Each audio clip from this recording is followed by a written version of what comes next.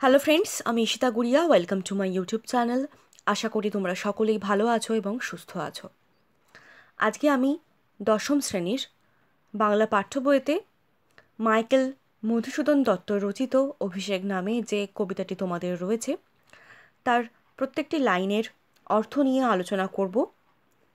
এর আগে আমি দুটি পর্বে ভাগ করে কনক আসন্তজি থেকে বিদায় এবে দেহ বিধুমুখী পর্যন্ত আলোচনা করে দিয়েছি। সেই পর্বের আলোচনা তোমরা না দেখে থাকলে ডেসক্রিপশন বক্সে গিয়ে চেক করে নেবে। আজকে আমি তারপর থেকে আলোচনা শুরু করব এই তৃতীয় পর্বে, অর্থাৎ উঠিল পবন পথে ঘোরতর রবে রথবর, এইখান থেকে। তাহলে চলো শুরু করছি আজকের আলোচনা পর্ব। উঠিল পবন পথে ঘোরতর রবে রথবর, অর্থাৎ পবন পথে ঘোরতর আওয়াজ করে রথবর অর্থাৎ রথশ্রেষ্ঠ উঠলেন। হৈমপাখা বিস্তারিয়া, হৈমপাখা অর্থাৎ সোনার ডানা বা সোনার পাখা বিস্তার করে, যেন উড়িলা মৈনাক শৈল অম্বর উজলি। যেমনভাবে মৈনাক পর্বত আকাশ উজ্জ্বল করে উড়েছিল, ঠিক তেমনভাবেই যেন সোনার ডানা মেলে উড়ল। পুরাণ কথা অনুযায়ী আগেকার দিনে নাকি পর্বতদের ডানা ছিল, কিন্তু একসময় ইন্দ্র সেই ডানা কেটে দেয়। তার কারণ পর্বতদের ডানা থাকার জন্য তারা যখন তখন উড়ে বেড়াতো, কিন্তু সেখানে যে সমস্ত পশু পাখি বসবাস করত তাদের সেই জন্য খুব অসুবিধা হতো। তারা যখন ইন্দ্রকে সেই অসুবিধার কথা জানায়, তখন ইন্দ্র পর্বতদের ডানা কাটার কাজ শুরু করেন। সেই সময় মৈনাক পর্বত উড়ে গিয়ে লুকিয়ে পড়ে সমুদ্রের নিচে। যাই হোক, তারপরের লাইন দেখে নেওয়া যাক কি রয়েছে সেখানে। সিঞ্জিনী আকর্ষী রোষে টঙ্কারিলা ধনু বীরেন্দ্র। সিঞ্জিনী অর্থাৎ ধনুকের ছিলা, সেটিকে এমনভাবে রাগের সঙ্গে টানলেন, সেটা টানার পর টঙ্কার উঠল। সিঞ্জিনীকে টানলে বা ধনুকের ছিলাকে টানলে যেই আওয়াজটা তৈরি হয় সেটাকে টঙ্কার ধ্বনি বলে। সেটা কীরকম না, পক্ষীন্দ্র যথা নাদে মেঘ মাঝে ভৈরবে। পক্ষীন্দ্র অর্থাৎ পক্ষীশ্রেষ্ঠ গরুর যখন নাদে অর্থাৎ গর্জন করে, সেই সময় গর্জন করলে মেঘের মধ্যে যে ভয়ঙ্কর শব্দ ওঠে, ভৈরবে অর্থাৎ ভয়ঙ্কর, মেঘ মাঝে যেই রকম ভয়ঙ্কর শব্দ ওঠে, ঠিক তেমনভাবেই যেন সিঞ্জিনী টানার পর টঙ্কার ধ্বনি উঠল। কাঁপিল লঙ্কা কাঁপিল জলধি, সেই আওয়াজের জন্য লঙ্কা কেঁপে উঠল, জলধি অর্থাৎ সমুদ্র কেঁপে উঠল। সাজিছে রাবণ রাজা বীর মদে মাতি। এদিকে রাবণ রাজা যুদ্ধযাত্রার জন্য সজ্জিতা হচ্ছেন, যেন বীর মদে মত্ত হয়ে। বাজিছে রণবাজনা গরজিছে গজ। সেই সময় কি হচ্ছে না, রণবাজনা বাজছে, হাতি গর্জন করছে, হ্রেষে অশ্ব হুঙ্কারিছে পদাতিক রথী। অশ্বের গর্জনকে বা ঘোড়ার গর্জনকে হ্রেষা বলে। সেই আওয়াজ শোনা যাচ্ছে, পদাতিকেরা হুঙ্কার ধ্বনি দিচ্ছে। উড়িছে কৌশিক ধ্বজ উঠিছে আকাশে কাঞ্চন কঞ্চুক বিভা। কি উড়ছে না, কৌশিক ধ্বজ অর্থাৎ রেশমি পতাকা উড়ছে। উঠিছে আকাশে কাঞ্চন কঞ্চুক বিভা, আকাশে যেন সোনার মতো উজ্জ্বল আলোর আভা দেখা যাচ্ছে। হেন কালে তথা দ্রুত গতি, উতরিলা মেঘনাদ রথী। হেনকালে ঠিক সেই সময় দ্রুত গতিতে নামলেন কে না মেঘনাদ। নাদিলা করবুর দল, হেরি বীরবরে মহাগর্বে। নাদিলা অর্থাৎ গর্জন করে উঠল, করবুর দল অর্থাৎ রাক্ষস দল, হেরি অর্থাৎ দেখে, বীরবরে মানে মেঘনাদকে দেখে, মহাগর্বে গর্বের সঙ্গে তারা গর্জন করে উঠল। কারণ রাক্ষস কুলশ্রেষ্ঠ মেঘনাদকে দেখে রাক্ষস দলেরা যেন মনের মধ্যে একটা জোর পেয়েছে, তাই জন্য তারা গর্জন করে উঠল গর্বের সঙ্গে।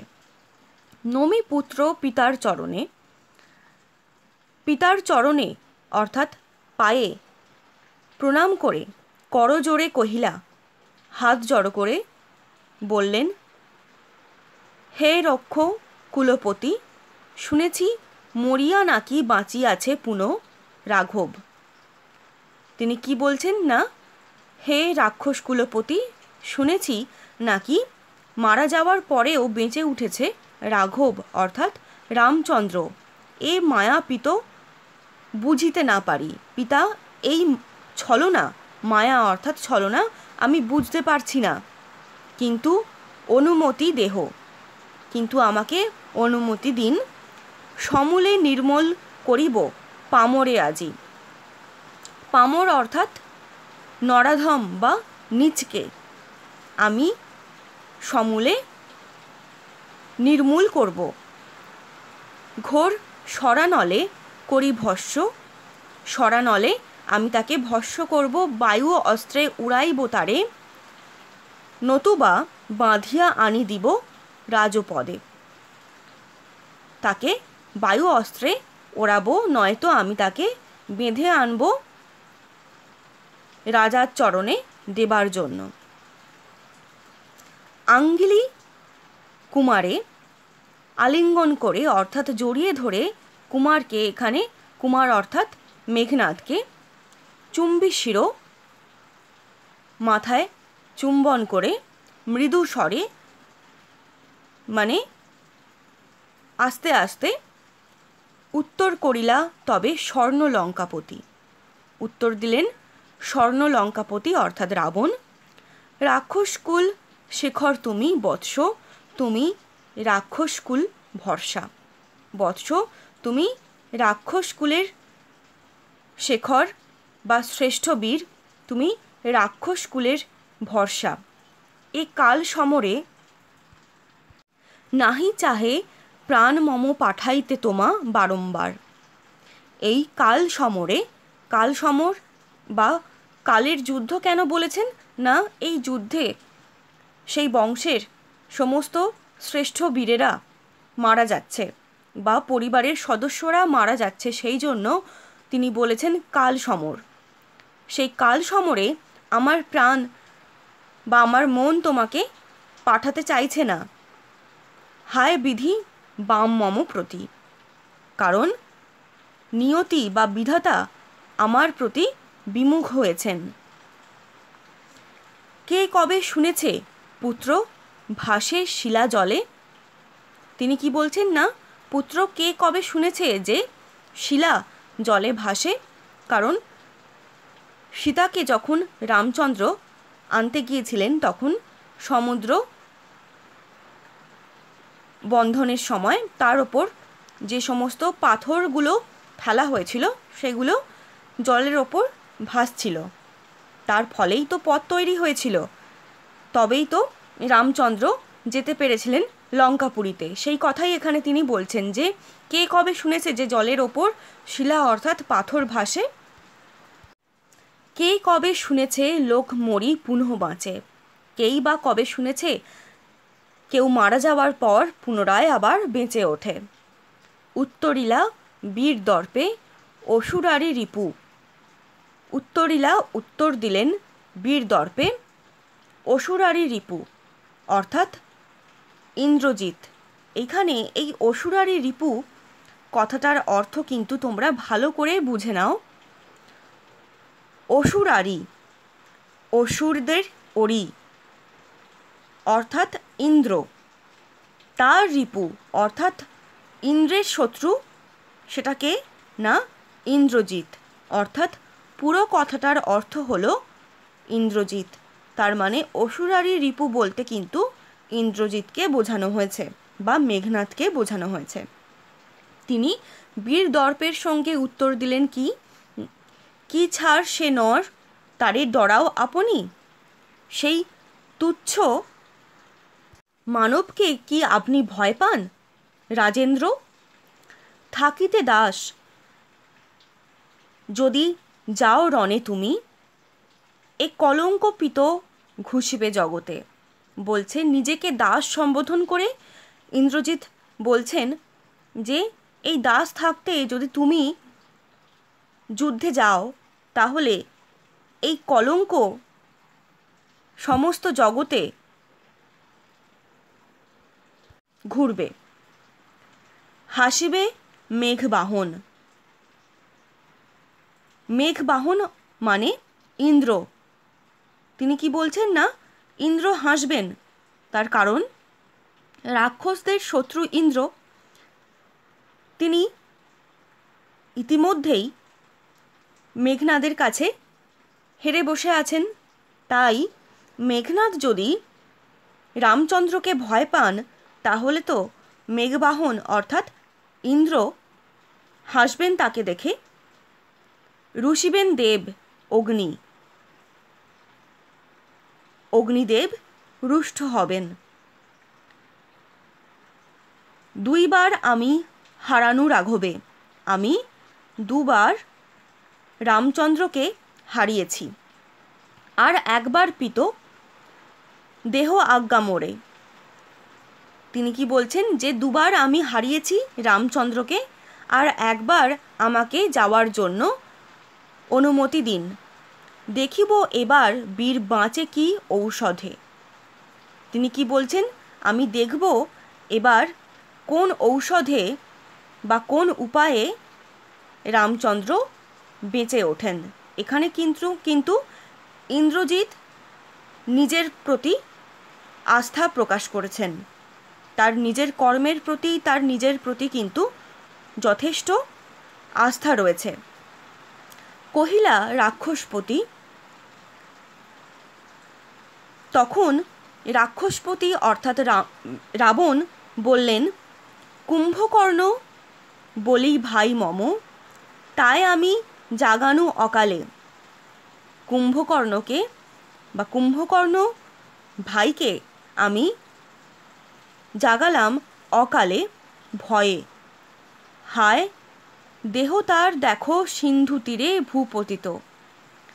কিন্তু দেখো তার দেহ অর্থাৎ মৃতদেহ সিন্ধু তীরে মাটির ওপর পড়ে আছে। গিরিশৃঙ্গ কিংবা তরু যথা বজ্রাঘাতে, বজ্রাঘাতে যেই রকমভাবে তরু বা গিরিশৃঙ্গ পড়ে থাকে মাটিতে, ঠিক সেই রকমভাবেই কিন্তু পড়ে আছে। তবে যদি একান্ত সমরে ইচ্ছা তব বৎস, আগে পুজো ইষ্ট দেবে। তখন তিনি কি বলছেন, যদি একান্তই তুমি এই যুদ্ধে যাওয়ার ইচ্ছা প্রকাশ করো তাহলে তুমি আগে ইষ্ট দেবতাকে পূজা করো। ইষ্ট দেবতা কে ছিলেন না অগ্নি। নিকুম্ভিলা যজ্ঞ সাঙ্গ করো বীরমণি। তিনি কি বলছেন না যুদ্ধে যাওয়ার আগে তুমি নিকুম্ভিলা যজ্ঞ সাঙ্গ করো, কারণ নিকুম্ভিলা যজ্ঞ সাঙ্গ করলে কিন্তু ইন্দ্রজিৎকে কেউ মারতে পারবে না। সেনাপতি পদে আমি বরিনু তোমারে, আমি তোমাকে সেনাপতি পদে বরণ করলাম। দেখো অস্তাচলগামী দীননাথ এবে। দেখো এই সময় কিন্তু সূর্য অস্ত যাচ্ছে। প্রভাতে যুঝিও তুমি সকালবেলা যুদ্ধ করবে বৎস রাঘবের সাথে, অর্থাৎ রামচন্দ্রের সঙ্গে। তার কারণ কি না, যতক্ষণ আকাশে সূর্য থাকবে ততক্ষণ কিন্তু ইন্দ্রজিৎকে কেউ হারাতে বা বধ করতে পারবে না। সেই জন্যই তিনি বলছেন যে এখন কিন্তু সূর্য অস্ত যাচ্ছে, তাই তুমি সকালবেলা রামের সঙ্গে যুদ্ধ করো। এতে কহিয়া রাজা যথাবিধি লয়ে গঙ্গোদক অভিষেক করিলা কুমারে। এই সমস্ত কথা বলে রাজা অর্থাৎ রাবণ বিধি মেনে গঙ্গোদক অর্থাৎ গঙ্গাযুক্ত উদক মানে গঙ্গার জল, উদক মানে জল, গঙ্গার জল নিয়ে বা গঙ্গা জল নিয়ে কুমারকে অর্থাৎ ইন্দ্রজিতের অভিষেক করলেন। কোন পদে না, সেনাপতি পদে অভিষেক করলেন। আজকের এই আলোচনা পর্ব যদি তোমাদের একটুও হেল্প করে থাকে তাহলে অবশ্যই লাইক, কমেন্ট এবং বন্ধুদের সঙ্গে শেয়ার করো এবং সেই সঙ্গে চ্যানেলটিকে সাবস্ক্রাইব করে রেখো, যাতে এইরকম গুরুত্বপূর্ণ ভিডিও আপলোড হওয়ার সঙ্গে সঙ্গে তোমরা তার নোটিফিকেশান পেয়ে যেতে পারো সকলের আগে।